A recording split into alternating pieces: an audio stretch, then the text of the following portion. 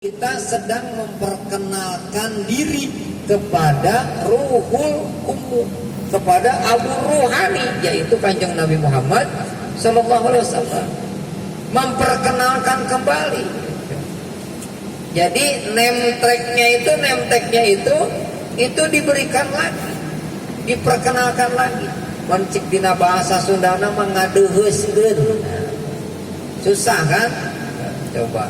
Nah, bingung, nggak bisa diganti dengan bahasa yang lain. Ya, gitu kira-kira. Bu, ya Pak.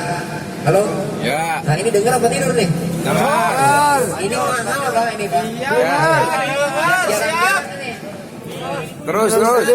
Kalau sengaja ngundang repot nih. Ya iya. Aji mombong Pak Ustaz. Haji pulang Pak. Haji mumpung. Haji mumpung. Aji mombong aja. Pokoknya pulang bareng. Ya, pulang bareng. Iya dong. Terus. Ya. Lanjut. Mahal. Ya. Udah, bentar lagi nyampe loh. Lanjut. Ya. Jadi tawasul itu adalah media untuk menyambungkan, ya, menyambungkan ruh kita kepada ahli ruhani untuk dikenal oleh orang-orang yang berada di alam ruhani. Memang tidak terasa, belum terasa oleh jismani. Karena makomnya, awas kalau saya bilang makom itu bukan pemakaman umum, bukan. Makom itu dalam bahasa Arab artinya adalah derajat, kedudukan, posisi, tempat. Nah, makom ruhani dari mereka ahli ruhani di alam ruh itu akan saling mengenal ketika dia juga sering adakan pertemuan dan sering memperkenalkan diri. Nah, kan kemarin apa tadi siang ke atasan menyampaikan nih sekian lama kita Pak Mas Agung ya udah pada kenal belum nih di sini kan gitu ya. Iya, udah berapa hari kita jalan bareng. Nah, coba yang sebelahnya udah kenal belum? Iya, belum. Ada apa kan gitu ya.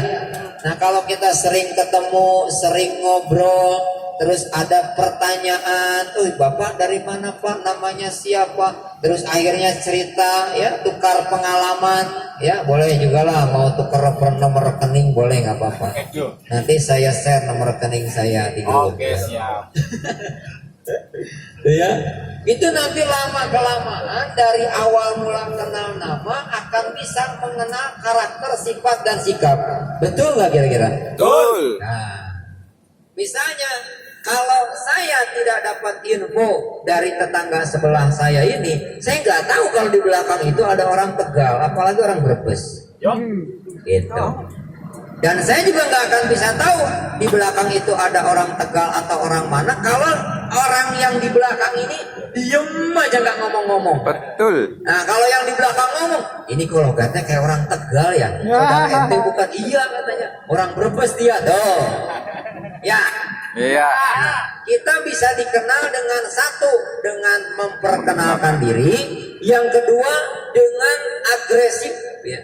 Dengan kita sering berkomunikasi, sering kita menyampaikan informasi, akhirnya banyak dikenal. Nah, entong bisa dikenal karena apa coba? Agresif. Karena agresif dan sering memberikan informasi, ya kan, sampai ke belahan Nusantara dikenal itu.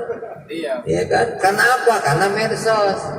Itu baru ranah alam fana, alam atau dunia Maya. fana, dunia maya sari bakti. Nah, gitu. Maya Lestari lah. Mana penambahannya? Nah, gitu ya. Bisa dipahami sampai di situ? Alhamdulillah. Kalau belum nanti pegang kertas sama pulpen catat. Boleh nanti pertanyaannya dikasih ke depan ya. Siap, Satu pertanyaan goceng. Tampung dulu. Tenang Bu, kalem Bu. Iya. Ya. Oke, jadi media perkenalan secara zahir di alam nyata itu kita dengan satu, ya kan, memperkenalkan diri, kedua agresif ya, dan sering memberikan informasi kan gitu ya.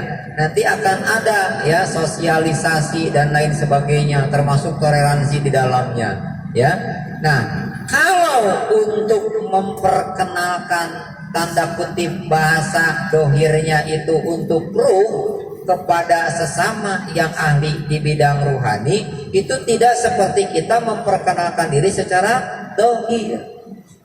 Ada metodenya, ada triknya, ada caranya. Makanya dibuka dengan satu baiat, kedua talqin. Nah, beda baiat antara baiat dengan talqin, beda. Bedanya di mana? Kalau baiat itu adalah perjanjian, ya. Kalau talqin itu pengajaran dari sesuatu yang ditanamkan sehingga akan melahirkan sebuah karakter, terbentuk sifat dan sikap dalam kepribadiannya. Itu kalau udah tertanam kan begitu, tertanam, terukir ya, terpatri, itu sampai kapanpun dia akan teringat, terbawa dan sulit untuk dilupakan. Bahkan bisa jadi sebuah kebiasaan gitu. Jadi kalau lisannya sudah terbiasa dengan kalimat la ilaha illallah, la ilaha illallah, dimanapun dia berada, ketika dia melihat apapun dalam perjalanan kehidupannya, maka dia akan merujuk kepada kalimat itu.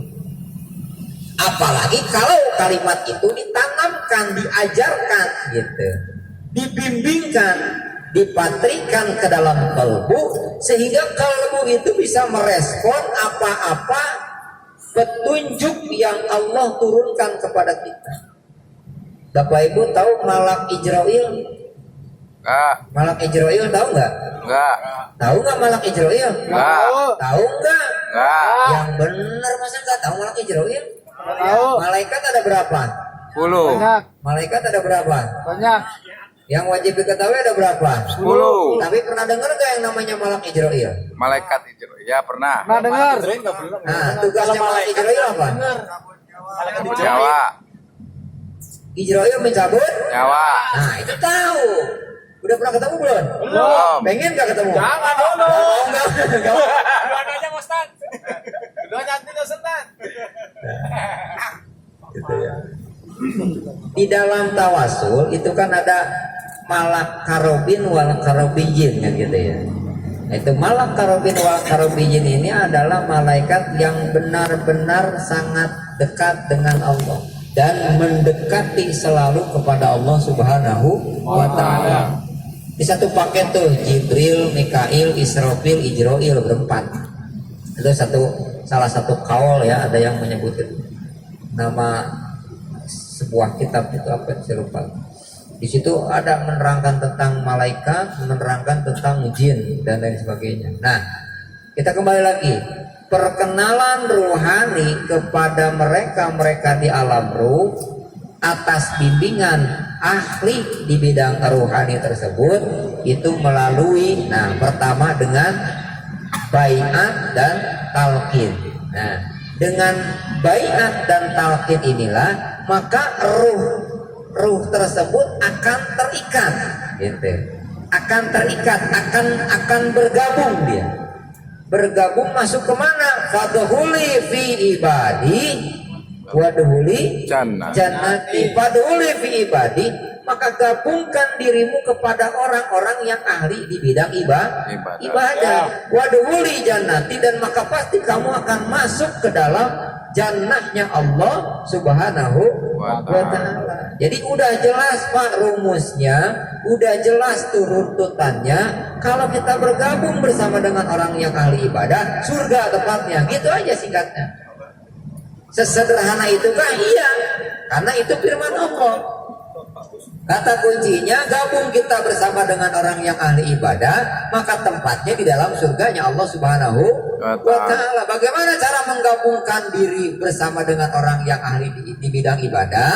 Ya, kita harus masuk ke dalam golongan orang-orang yang ahli di bidang ibadah. Orang yang ahli di bidang ibadah juga ahli di bidang ilmu, itu akan terlihat nampak jelas di dalam toriko, di dalam toriko, di dalam tasawuf ya.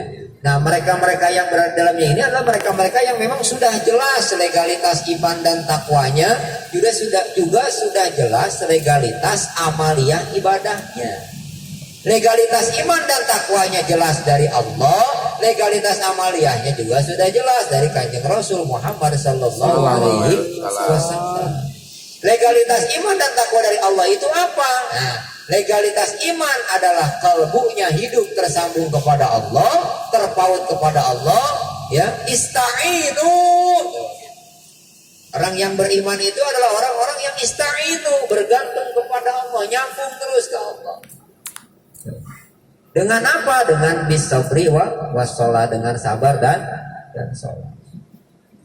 Makanya orang-orang yang berupaya menggabungkan diri bersama dengan orang-orang yang ahli di bidang ibadah, yaitu orang yang legalitas iman dan takwanya dari Allah, legalitas amaliyahnya jelas dari Rasulullah, yaitu mereka-mereka yang kalbunya tersambung kepada Allah, yang lisannya selalu berzikir kepada Allah, yang kepribadiannya atau akhlaknya itu adalah kepribadian akhlak cermin dari zikir kalbunya dia dan zikir lisan yang dia mudawamakan. Tasdikun bil qalbi wa aqwalu bil lisani wa amalu bil arkan. Itu kriteria iman yang akan mendapatkan legalitas iman dari Allah Subhanahu wa taala. Lalu legalitas takwanya apa? Nah, takwa itu ada dua. Di antara sekian banyak firman Allah diurai itu. Ya, takwa itu ada dua. Takwa secara zahir, takwa secara batin.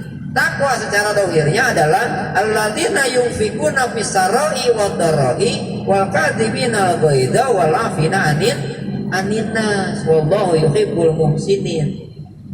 Ciri orang yang takwa secara zahir adalah orang-orang yang mau dia berbuat baik, peduli kepada sesama, baik dalam keadaan lapang ataupun sempit. Ranahnya apa?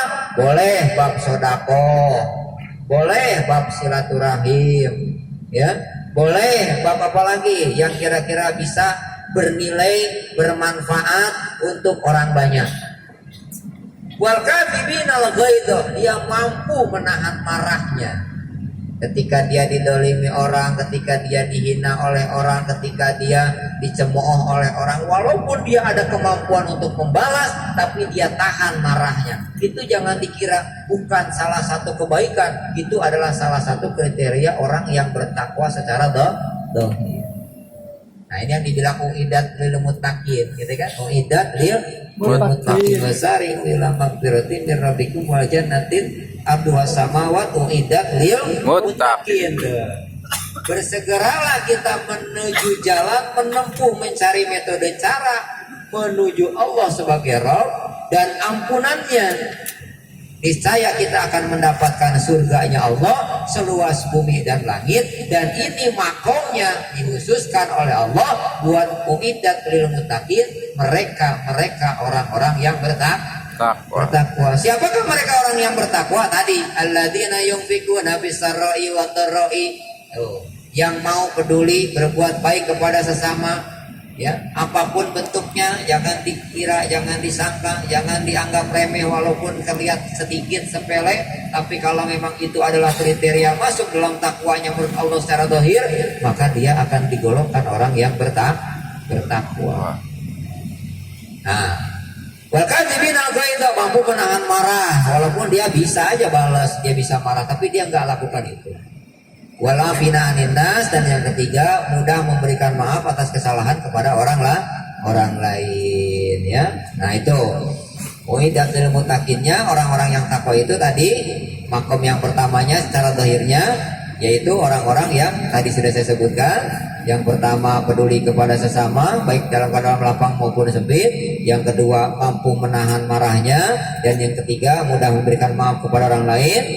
Wallahu yuhibbul muhsinin, dan Allah sangat menyukai kepada mereka-mereka yang berbuat baik kepada sesamanya.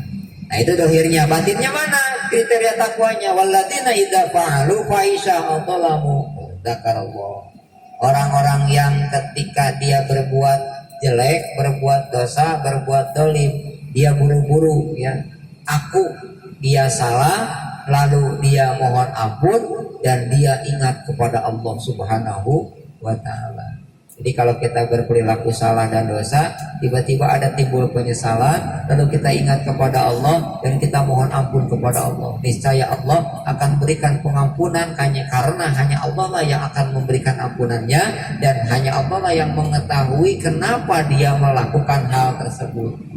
Makanya orang-orang yang bertakwa zahir, orang-orang yang bertakwa batin adalah orang-orang yang mendapatkan legalitas takwa dalam dirinya dengan membentuk sosok diri untuk bisa berada bersama dengan Allah Subhanahu wa Ta'ala. Nah, yang kita lakukan, yang kita laksanakan, yang kita amalkan itu adalah hasil dari mujahadah seorang mursyid untuk agar kita bisa terbawa dalam golongan mereka, orang-orang yang ahli dalam ibadahnya, ahli dalam amalnya, ahli dalam ilmunya, sehingga masuk kita dalam golongannya orang-orang yang disebut dengan orang-orang yang diberkahi, dirahmati, diridhoi, dicintai oleh Allah Subhanahu wa Ta'ala dan mendapatkan pertolongannya melalui atau syafaat dari Kanjeng Rasul Muhammad sallallahu alaihi wasallam. Allahumma shalli wa sallim wa barik.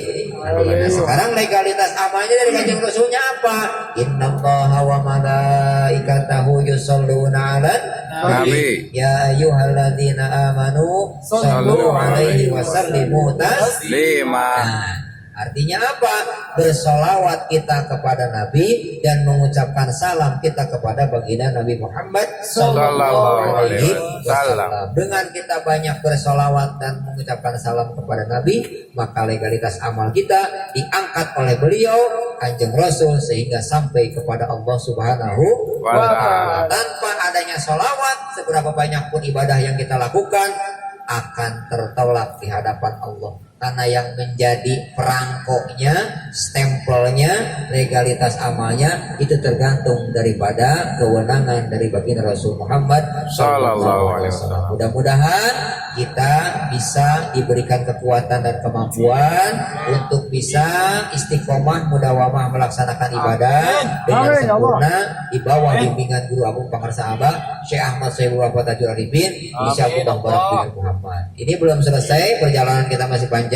Next kita akan bahas tentang tawasul. Bagaimana media untuk memperkenalkan ruh kita supaya diaku oleh ahli-ahli ruh di alam-alam rohani, sehingga kita begitu kembali kepada Allah, masuk ke alamul barzah, wilayah alam rohani, kita udah dikenal persis kayak kita datang ke sebuah kampung yang tadinya kita nggak pernah tahu itu kampungnya. Keluarga kita nggak ada, teman kita nggak ada, tapi kita solid di situ, maka lama-lama kita akan dikenal dan bisa jadi warga situ, warga setempat. Nah itu pun salah satu media untuk memperkenalkan, mengakrabkan supaya kita nanti begitu kembali ke alam yang sebenarnya, ruh kita sudah dikenal oleh mereka yang terdahulu, sudah menghadap Allah Subhanahu wa Ta'ala. Jadi begitu kita sampai di alam berikutnya, kita udah nggak linglung lagi, kita udah nggak bingung lagi, kita nggak akan lagi ada pertanyaan di mana saya, mana orang-orang yang kenal sama saya, mana orang-orang yang berbuat baik yang pernah saya tolong. Nggak begitu. Kita akan lebih dulu ditegur oleh mereka, ditampung oleh mereka, ditempatkan oleh mereka-mereka yang sering kita bacakan suratul Fatihah dalam tawasul. Itu jadi fungsinya tawasul itu di situ. Supaya apa? Supaya roh kita bisa dikenal dan kita punya orang-orang yang kenal kepada kita, sehingga kita begitu kembali ke alam yang sebenarnya, kita sudah mendapatkan kerabat, mendapatkan keluarga, mendapatkan sahabat, mendapatkan golongan mereka orang-orang yang ditempatkan di tempat yang mulia di sisi Allah Subhanahu wa Ta'ala. Sekian, assalamualaikum warahmatullahi wabarakatuh. Waalaikumsalam warahmatullahi wabarakatuh. Makasih Ustaz. Terima kasih Ustaz.